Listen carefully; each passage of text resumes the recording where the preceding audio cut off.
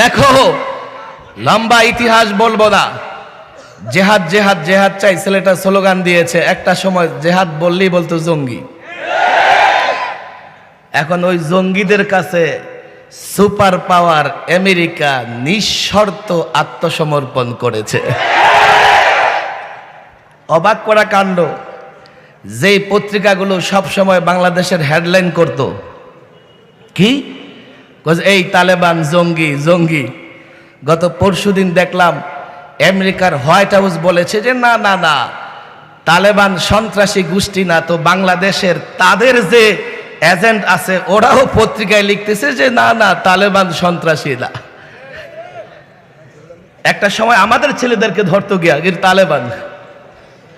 আল্লামা মুফতি আমিন রহিমাহুল্লাহ এই পার্লামেন্টে একবার তালেবানের ব্যাখ্যা করেছিলেন। তালেবানের ব্যাখ্যা, তালেবান এটা আফগানিস্তানের একটা আঞ্চলিক ভাষা, তবে এই ভাষার একটা মিল আছে।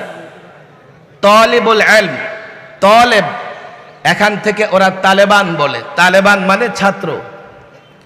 এ আমার ছাত্র ভাইরা শোনো, যখন তালেবানের উত্থান হয়, তালেবান আসলে আফগানিস্তানের কোনো জঙ্গি কিংবা সন্ত্রাসী গোষ্ঠী নয়। তালেবান প্রকৃত পক্ষেই কিছু মাদ্রাসার ছাত্র।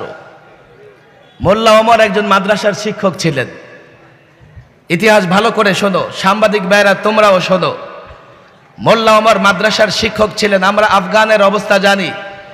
এক সময় ব্রিটিশ থেকে আফগানিস্তান স্বাধীন হয়েছে, এরপরে রাশিয়া আফগানিস্তান দখল করে নিয়েছিল।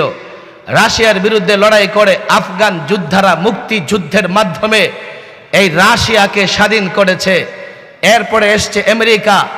রাশিয়া যাবার পরে যুদ্ধ বিধ্বস্ত আফগানে কোনো ধরনের কোনো কন্ট্রোল ছিল না, মানবাধিকার বলতে ছিল না, নারী নির্যাতন চলতো জায়গায় জায়গায়। এই বক্তৃতা আমি বানিয়ে দিচ্ছি না, তালেবানদের উত্থানের ইতিহাস তোমরা পড়ো। তৎকালীন সময়ে তালেবানদের উত্থানের ইতিহাস লেখা হয়েছে।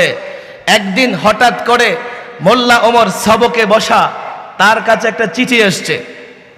কি লেখা চিঠিতে? কয়েকজন নারীর আকুতি যে মৌলভী সাহেব, আপনারা তো ছাত্রদেরকে নিয়ে পড়াচ্ছেন, আপনারা কি জানেন আমাদেরকে পাহাড়ের ভেতরে গুহায় এক জায়গায় আটকে রেখে দিনের পর দিন পাশবিক নির্যাতন করতেছে। আফগানিস্তানে নারীরা নির্যাতনের শিকার হয়েছিল। ১৫০০ বছর আগে আল্লাহ তাবারক ওয়া তাআলা এই জন্যই জিহাদের অনুমতি দিয়েছেন।